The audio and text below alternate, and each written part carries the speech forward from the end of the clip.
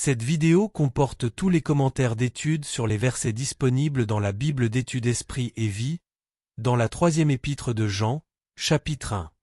Verset 2. Tu prospères à tous égards. Dieu désire que les croyants soient en bonne santé et que nos vies soient accompagnées de ses bénédictions. Il veut que nous prospérions en toutes choses, c'est-à-dire que notre travail, nos plans, nos projets, notre ministère et la disposition de cœur de nos familles soient conformes à sa volonté et à sa direction. Ainsi, les bénédictions de Dieu au moyen de la rédemption de Christ ont pour but de répondre aux besoins physiques et spirituels de l'homme. En ce qui concerne la prospérité physique et spirituelle, l'Écriture enseigne ceci. Premièrement, le mot traduit par « prospère » en grec euodo, signifie littéralement « faire bon voyage », être guidé sur un chemin sans encombre. Selon cette signification, la prière principale de Jean est que les croyants suivent la voie du salut, qu'ils persévèrent selon la volonté de Dieu et selon sa vérité, et jouissent de ses bénédictions, voir versets 3 à 4. Deuxièmement, Dieu désire que nous gagnions suffisamment d'argent afin de pourvoir à nos besoins alimentaires et vestimentaires, ainsi qu'à ceux de notre famille, et d'être en mesure de leur offrir un toit. Il désire également que nous ayons suffisamment d'argent pour aider les autres et subvenir à la cause de Christ. Philippiens 4 versets 15 à 19. Nous savons que Dieu est capable de nous donner de quoi satisfaire à nos besoins, 2 Corinthiens 9 versets 8 à 12, et qu'il promet de nous soutenir, selon sa richesse, avec gloire, en Jésus-Christ, Philippiens 4 verset 19, voir l'article sur la providence de Dieu. Troisièmement, quoique nous puissions prier pour que Dieu pourvoie à tous nos besoins matériels, nous devons reconnaître, selon l'enseignement biblique, que Dieu permet parfois que ses enfants passent par des moments difficiles. Peut-être Dieu permettra-t-il que nous soyons réduits à la misère et que nous soyons dans le besoin afin de nous encourager à nous confier davantage en lui et de développer notre foi, notre endurance spirituelle et notre ministère, Romains 8 versets 35 à 39, 2 Corinthiens 4 versets 7 à 12. 6 versets 4 à 10, 12 versets 7 à 10, 1 Pierre 1 verset 6 à 7. Peut-être éprouverons-nous un sentiment d'abandon et de solitude lorsque notre témoignage et notre service pour Christ susciteront la persécution et l'oppression du monde, Luc 6 versets 20 à 23, Hébreux 10 versets 32 à 34, 1 Pierre 2 versets 19 à 21, Apocalypse 2 versets 9 à 10, voir l'article sur la souffrance du juste. Peut-être vivrons-nous dans la pauvreté à la suite de circonstances nationales ou naturelles, comme la guerre, la famine, la sécheresse, ou de conditions économiques ou sociales défavorables, Actes 11 versets 28 à 30, 2 Corinthiens 8 versets 2 et versets 12 à 14. Quatrièmement, la présence, l'aide et la bénédiction de Dieu dans notre vie physique sont liées à la prospérité de notre vie spirituelle.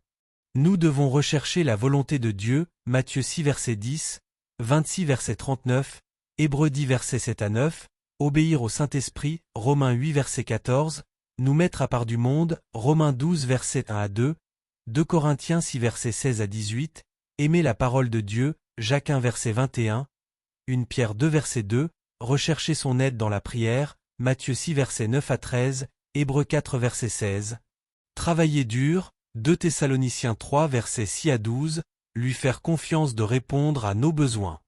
Matthieu 6 verset 25 à 34, 1 Pierre 5 verset 7, et vivre selon le principe qu'il nous a enseigné et selon lequel nous devons chercher d'abord le royaume de Dieu et sa justice, Matthieu 6 verset 33. Voir Matthieu 6 verset 11, note, Luc 11 verset 3, note, Colossiens 4 verset 12, note, voir l'article sur la guérison divine. Cinquièmement, même si nos âmes prospèrent, cela ne veut pas dire que les problèmes nous seront systématiquement épargnés dans d'autres domaines de notre vie. L'adversité, l'affliction et les besoins doivent être affrontés dans la prière et la confiance en Dieu. Verset 5. Tu agis fidèlement. Jean félicite Gaius pour un aspect particulier de sa marche dans la vérité, versets 3 à 4, à savoir pour son soutien fidèle des missionnaires itinérants, versets 5 à 8. Il a pourvu à leur logement, à leur nourriture, à leur argent et à tout ce dont ils allaient avoir besoin durant leur voyage, voir Tite 3 verset 13. Sa consécration à la cause missionnaire de Christ a été si impressionnante que les missionnaires en ont fait état à Jean, verset 6. Gaius a agi de la sorte envers ses prédicateurs de l'Évangile parce qu'il les aimait, eux, l'Évangile et ceux qui étaient sans Christ. Verset 7. Pour le nom de Jésus-Christ. Les versets 5 à 8 concernent les messagers itinérants de l'Évangile. C'est un devoir et un privilège pour le peuple de Dieu de contribuer aux besoins et à l'œuvre des missionnaires. Premièrement, recevoir, envoyer et soutenir les missionnaires sont des responsabilités qui doivent être accomplies d'une manière digne de Dieu, verset 6, 1 Corinthiens 9 verset 14, Philippiens 4 verset 10 à 18. Les missionnaires ne doivent pas être traités comme des mendiants, mais ils doivent être reçus comme on recevrait le Seigneur, Matthieu 10 verset 40, ils sont ces serviteurs qui apportent l'Évangile au monde entier, voir Matthieu 28 verset 19, note. Deuxièmement, dans l'Église primitive, l'envoi de missionnaires consistait à donner à ces derniers de quoi survivre durant leur voyage, c'est-à-dire à leur donner la nourriture et l'argent nécessaires pour couvrir leurs dépenses et vivre de façon adéquate.